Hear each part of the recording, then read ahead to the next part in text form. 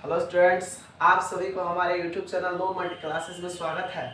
जैसा कि आपको पता है कि आज हम लोग पढ़ने वाले हैं 9th क्लास के मैथमेटिक्स के बारे में, और उसका जो चैप्टर होता है, जो आप चैप्टर जानते हैं कि हाँ, हम लोग का पहला जो चैप्टर है, मैं कंटेंट भी लिखवाया हूँ।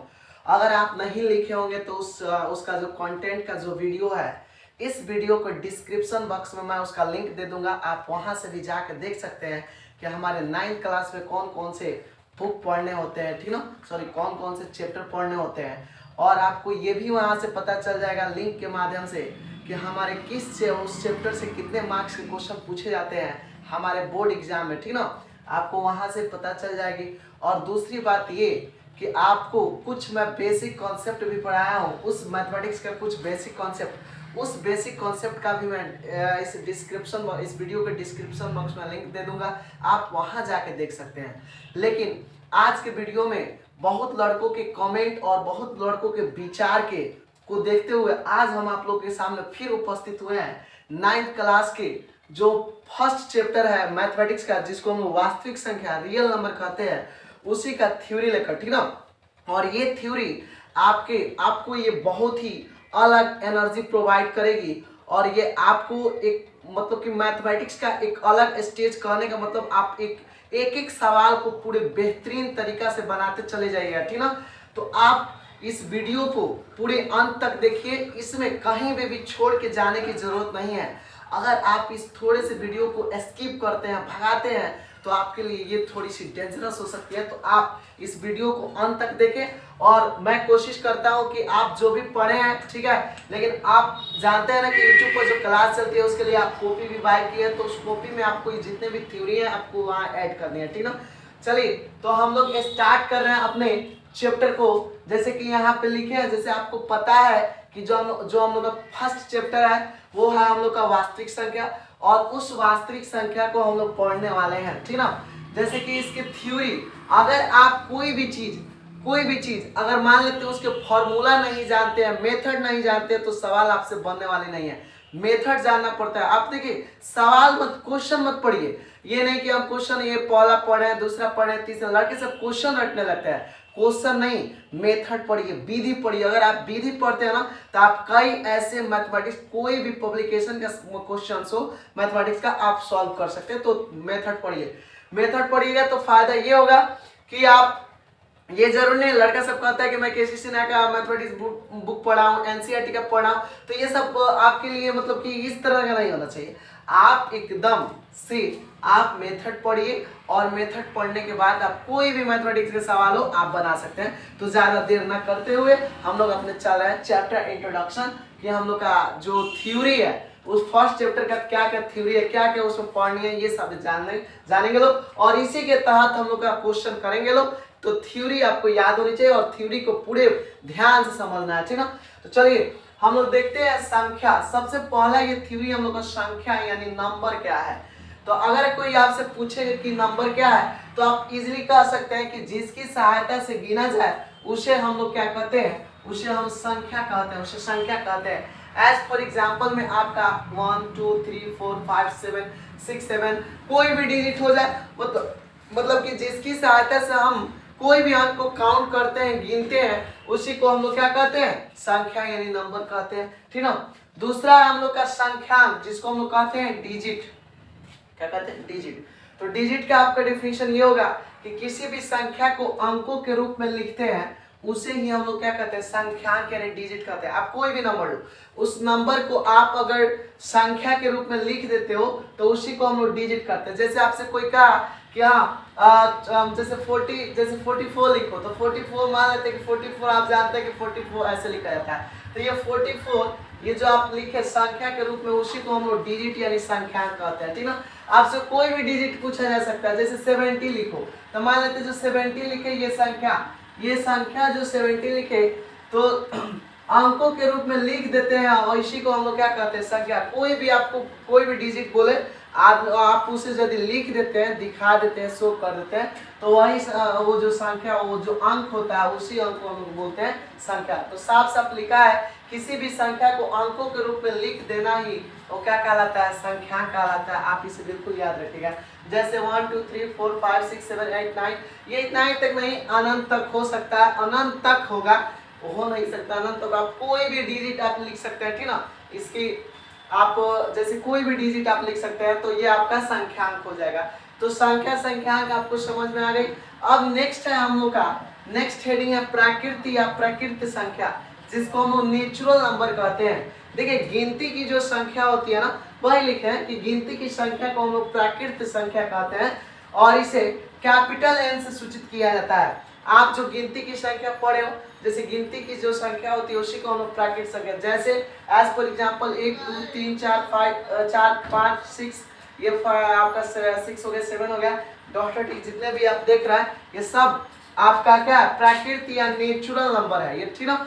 तो ये सब नेचुरल नंबर हो गया आपका। इसे आप लोग याद रखिएगा कि कैपिटल एन से सूचित किया जाता है, एकदम इसे याद रखना है कि इसे कैपिटल एन से सूचित किया जाता है, ठीक ना। दूसरी बात हम लोग का कि जैसे कि पूर्ण संख्या, और यानी कि इसका इंग्लिश होता है होल नंबर। तो अगर आपसे कोई पूछे होल नंबर क्या है, तो देखिए होल नंबर का डेफिनेशन अलग से याद करने की जरूरत नहीं है।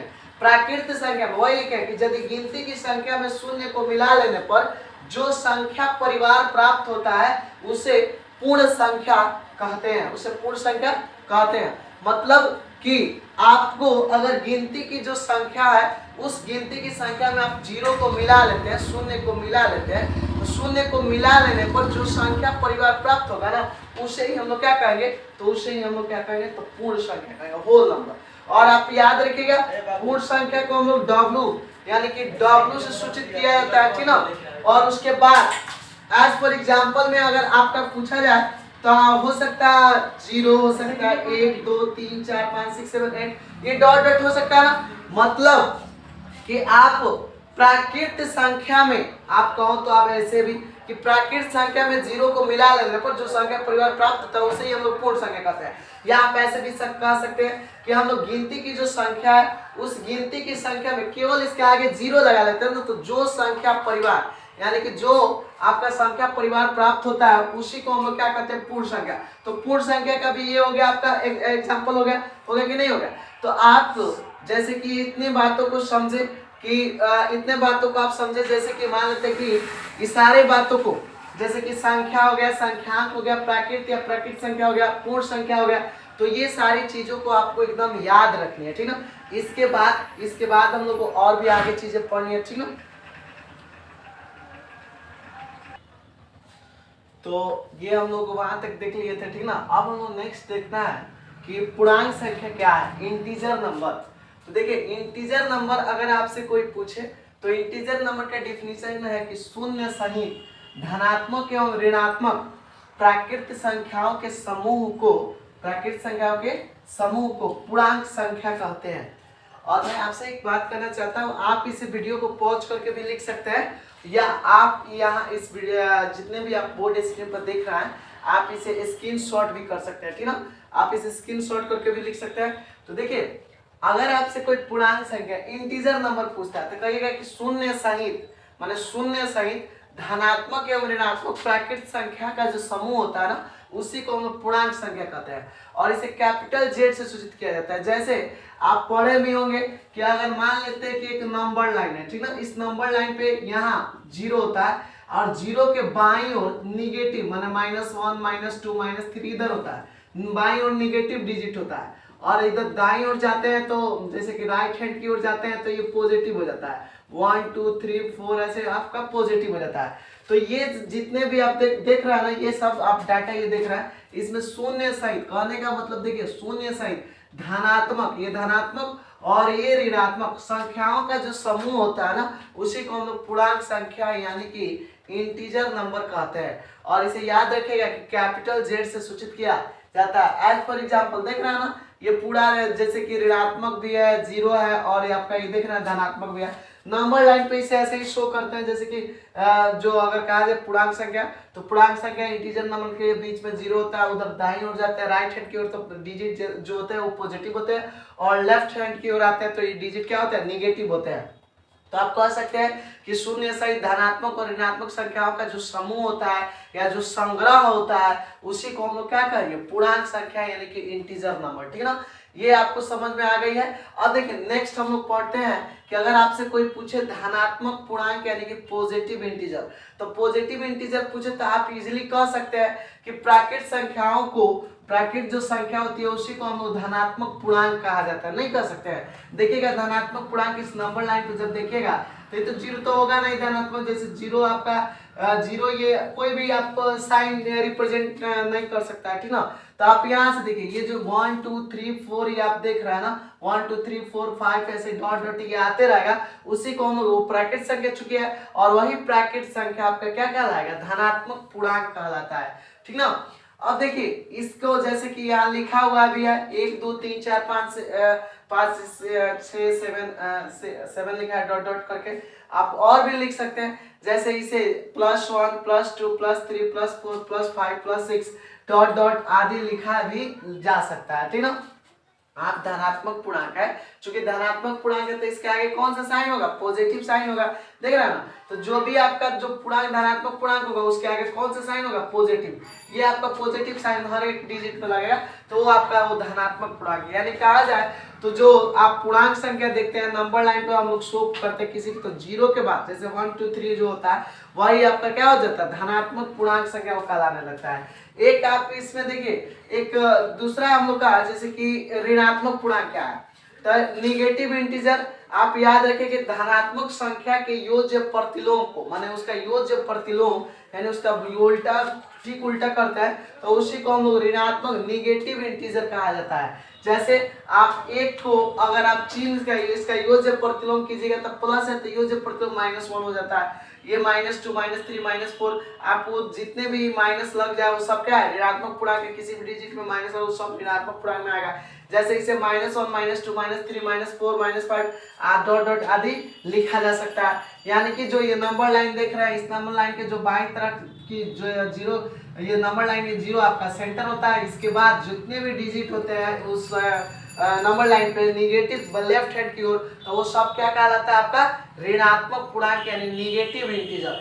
इसमें आपका एक छूट रहा है जो शून्य पूर्णांक। देखिए शून्य पूर्णांक क्या होता है, जैसे कि पूर्णांक आप पढ़ेंगे ना तो पूर्णांक इंटीजर 3 टाइप का होता है, पहला होता है धनात्मक पूर्णांक, दूसरा होता है ऋणात्मक पूर्णांक। धनात्मक पूर्णांक मतलब पॉजिटिव इंटीजर और एक होता है निगेटिव इंटीजर। कभी कभी कितने भी टीचर हम देखे हैं कि धनात्मक पूर्णांक में ये जीरो को शामिल कर लेते हैं, लेकिन देखिए ये जीरो पूर्णांक ये शून्य पूर्णांक भी एक होता है। तो शून्य पूर्णांक आप कह सकते हैं कि जिसमें शून्य का जो संग्रह होता है यानी शून्य का जो संग्रह होता है, जैसे शून्य मतलब कि जिसमें जीरो से कोई डिजिट जीरो शामिल हो उसी को हम लोग क्या कहेंगे, आपका शून्य पूर्णांक कहलाने लगता है। ठीक ना, आपका शून्य पूर्णांक कहलाएगा।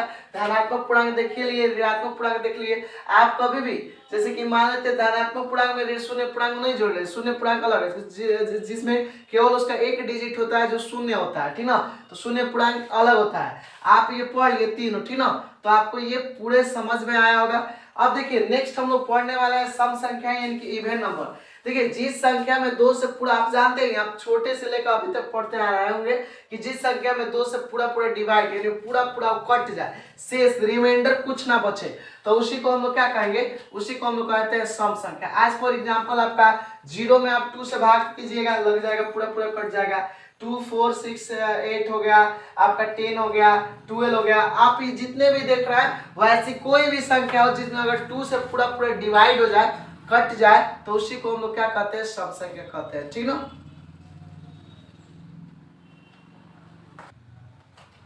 तो नेक्स्ट देखिए, नेक्स्ट है हम लोग का सम संख्या यानी कि इवन नंबर। अगर आपसे कोई पूछे कि इवन नंबर क्या है तो आप वैसे भी इस इवन नंबर को बहुत दिनों से पढ़ते आ रहे हैं या इसमें जितने भी डिफिनीशन आप बहुत पहले से पढ़ते आ रहे हैं। तो इवन नंबर अगर आपसे कोई पूछे तो आप जानते भी हैं कि जिस संख्या में 2 से पूरा डिवाइड लग जाए, पूर्णतः और 2 से विभाजित हो जाए, रिमाइंडर कुछ ना बचे, तो उसको हम सम संख्या यानी कि इवन नंबर कहते हैं। एज फॉर एग्जाम्पल आप देखिए रहे हैं, ठीक ना, जैसे 0 हो गया, 2, 4, 6, 8, 10 आपका हो जाएगा और भी आगे होते जाएगा। केवल उसमें 2 से पूरा पूरा भाग लग जाए उसको हम क्या कहेंगे, सम संख्या कहते हैं। याद रहेगा ना। चलिए तो चलिए बाबू, अब हम लोग देखने वाले नेक्स्ट टॉपिक विषम संख्या। सम संख्या बाद विषम संख्या, ऑड नंबर। और आपसे कोई पूछे ऑड नंबर क्या है, आप सीधा सीधा कहिएगा कि जिस संख्या में, सेम उसका उल्टा, जिस संख्या में 2 से पूरा पूरा अगर डिवाइड नहीं होता है, वो पूरा पूरा नहीं कटता है, तो उसी को हम लोग क्या कहते हैं, विषम संख्या। जैसे आपका हो गया 1 हो गया, जैसे 1 हो गया, 3, 5, क्या इसमें 3, 5 हो गया, 7, 9, 11, 13 हो गया, 13 डॉट डॉट। आप इसमें जितने भी डिजिट देख रहे हैं, माने वैसा आप दुनिया का कोई भी डिजिट ले जिसमें 2 से पूरा पूरा डिवाइड ना लगे, पूरा पूरा भाग ना लगे, वो आपका क्या हो जाएगा, ऑड नंबर हो जाएगा। इतना याद रखिएगा। नेक्स्ट हम लोग का और सबसे जो इम्पोर्टेंट है, जान लीजिए इसके ये सबसे इम्पोर्टेंट है ये डेफिनेशन, अभाज्य या रूढ़ या अयौगिक या असंयुक्त संख्या, जिसको हम प्राइम नंबर कहते हैं। ये 4 नाम है, चारों नाम को आपको याद रखना पड़ेगा। अभाज्य, रूढ़, अयौगिक या असंयुक्त संख्या। जैसे लड़के सब एक नाम याद रखते हैं, पता चला कि रूट संख्या आ जाएगा तो कहेंगे लो हमारे मास्टर साहब तो पढ़ाई नहीं किया है। तो आप ये सब नाम याद रखना पड़ेगा। और आपको यदि आप ये सारे नाम याद रखते हैं तो आपका जैसे कि छूटेगा नहीं, डेफिनेशन आप बता सकते हैं। नहीं तो आपसे मान लेते कोई पूछ दे कि अयौगिक संख्या या असंयुक्त संख्या किसे कहते हैं, तो आपको जैसे लड़का सब लगता है बड़ा में, लेकिन उस तरह नहीं, आप सब नाम पढ़िए, उसका इंग्लिश प्राइम नंबर होता है, ठीक ना। तो आप इसका इंग्लिश भी याद रख सकते हैं कि अगर एग्जाम में आ जाए तो आप इंग्लिश से भी पकड़ सकते हैं इसको, ठीक ना, इस डिफिनेशन को पकड़ सकते हैं। बहुत इंपॉर्टेंट है, ध्यान से देखिएगा इसे। जिस संख्या में एक और स्वयं को छोड़कर दूसरी संख्या से पूरा पूरा भाग न लगे उसे प्राइम नंबर कहते हैं। एकदम इजी कहता है कि जिस संख्या में एक से और स्वयं को छोड़कर कौन और ही संख्या से भाग लगबे न करे, माने एक से लगे और खुद से लगे, कहने का साफ साफ मतलब यही हुआ कि एक से कटे और खुद से कटे, बस इसके अलावा और कोनो डिजिट से ना कटे, उसी को हम लोग क्या कहेंगे, प्राइम नंबर कहते हैं। जैसे आपका देखिए दो का किस डिजिट से कट सकता है, या तो एक से कट सकता है और खुद अपने 2 से कट सकता है, और किसी से कट सकता है, नहीं कट सकता है। 3 देख लीजिए, 3 1 से कट सकता है और खुद अपने से कट सकता है। 5 भी 1 से कट सकता है और खुद अपने से। आप इसमें जितने भी डिजिट देख रहा है, या आप इसमें और भी डिजिट लिख सकते हैं, ये आप इसमें और भी डिजिट लिख सकते हैं, जैसे कि वो डिजिट आप लिखिएगा जिसमें केवल एक से भाग लगे और खुद से भाग लगे, तो उसी को हम लोग क्या कहेंगे, प्राइम नंबर कहेंगे। वैसी संख्या नहीं लिखनी है जिसमें एक और स्वयं के अलावा दूसरे से भी भाग लगे, तो वो नेक्स्ट हो जाएगा, ठीक ना। लेकिन हम मतलब ये नेक्स्ट में पढ़ना, जैसे भाज्य या यौगिक में कंपाउंड नंबर में। लेकिन अगर आपसे प्राइम नंबर पूछता है तो प्राइम नंबर में इतना याद रखिएगा कि 2 से कटे, सॉरी 1 से कटे और खुद से कटे, तो प्राइम नंबर याद रखिएगा। अब देखिए ये सबसे इंपॉर्टेंट ऑब्जेक्टिव क्वेश्चन आपके यहाँ से बनती है, और ये ऑब्जेक्टिव क्वेश्चन कई बार पॉलिटेक्निक, डिप्लोमा या एसएससी रेलवे का जो एग्जाम होता है उसमें कई बार पूछा जा चुका है, तो आप इसे एकदम याद रखिएगा। जैसे 2 सम और सबसे छोटी अभाज्य संख्या भी है। 2 क्या है, सब सम संख्या है कि नहीं है ना, और सबसे छोटी अभाज्य संख्या है। तो आपको एग्जाम में 9th के एग्जाम में, एनुअल एग्जाम में भी पूछा जा चुका है। पूछता है ऐसे कि वह कौन सी संख्या है जो वह कौन सी सम संख्या है जो वह कौन सी ऐसी जो संख्या है जो कि सम भी है और वो सबसे छोटी अभाज्य संख्या भी है। तो आप किस पे टिक मारिएगा, 2 पे। 2 एक ऐसी संख्या जो सम भी है और सबसे छोटी अभाज्य संख्या भी है, आप इसे यहाँ याद रखिएगा।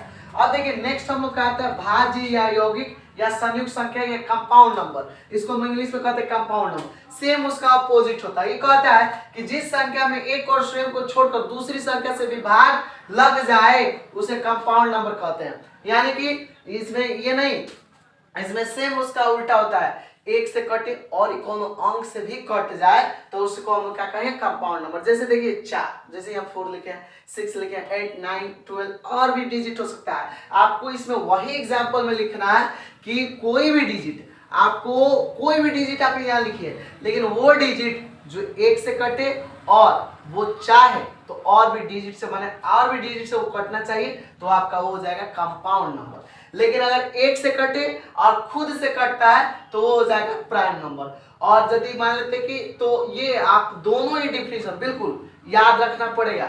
ये बहुत इंपॉर्टेंट ये डिफिनेशन आपको बहुत इंपॉर्टेंट ये डिफिनेशन है, ठीक ना।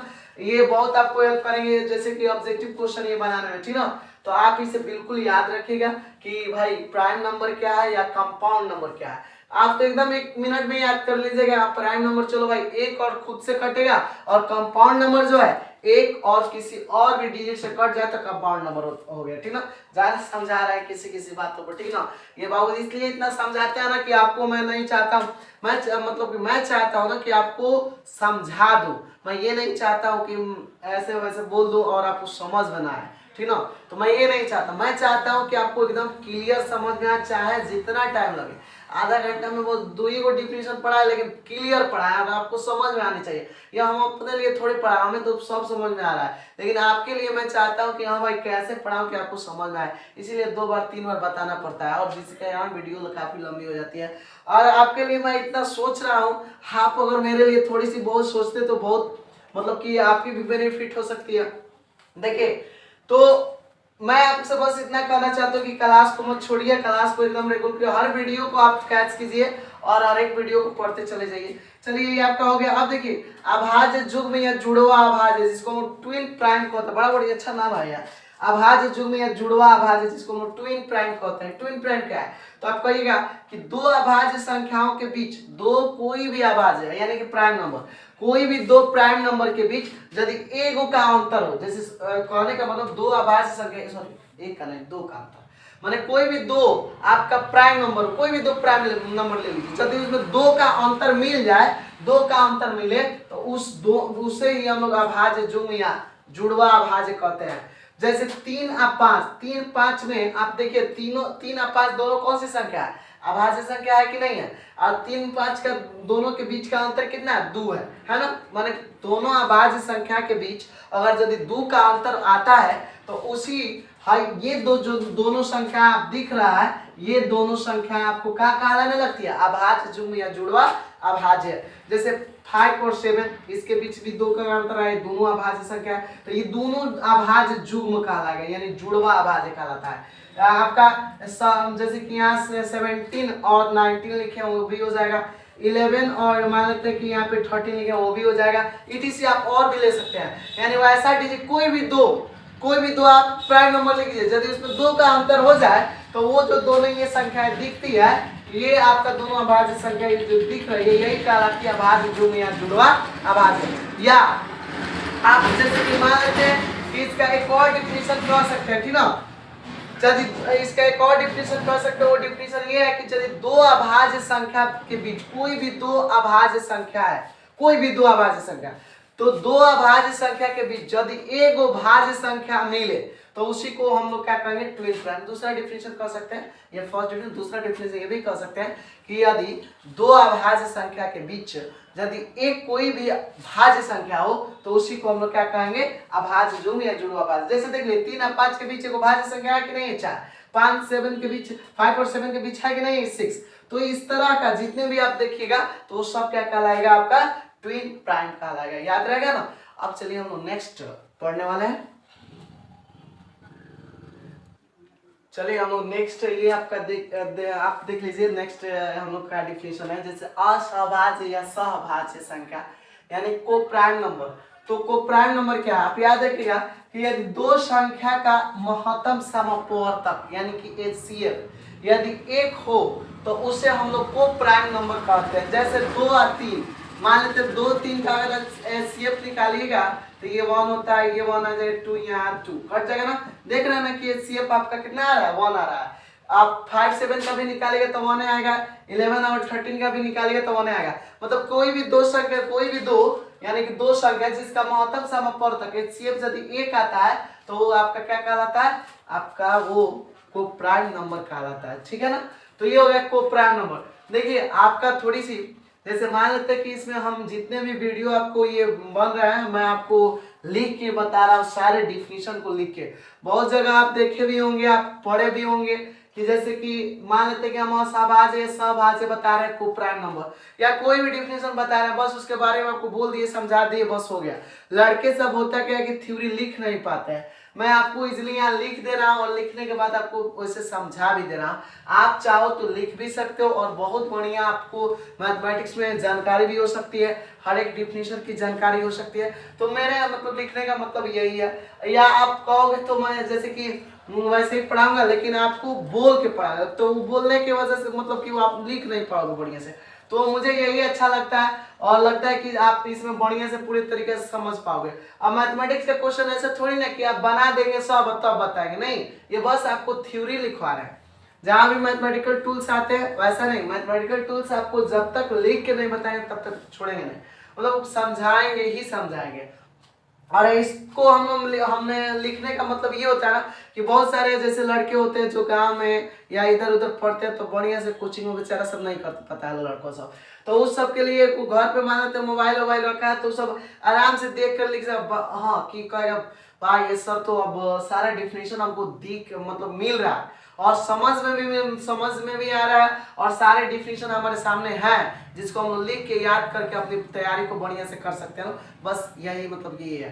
तो बस आपसे यह गुजारिश और यह एक अपील है कि आप इस वीडियो को ज्यादा से ज्यादा लाइक, ज्यादा से ज्यादा शेयर और सब्सक्राइब कीजिए और इसमें जो बेल आइकन का बटन है यानी कि जो घंटा बटन है इसको इम्प्रेस कीजिए। और इम्प्रेस करने का मतलब आपको ये है कि आपका जितने भी वीडियो आपको अपलोड किया जाएगा आपका इसका नोटिफिकेशन आपको आपके पास तक पहुंचेगा, आप तुरंत उस वीडियो को देख सकते हैं। तो आप सभी दोस्तों और स्टूडेंट से यही निवेदन है कि आप इस वीडियो को ज्यादा से ज्यादा शेयर कीजिए, हर एक वेबसाइट पर आप इसे अपलोड कीजिए, ठीक ना। और अपने साथी को बता दीजिए कि हाँ यूट्यूब पर जो है ना ये बिना आपको कोई फी दिए हुए क्लास मैथमेटिक्स का चल रहा है, तो आप इस क्लास को रेगुलर कीजिए, ठीक ना। मेरी आपसे यही एक अपील है।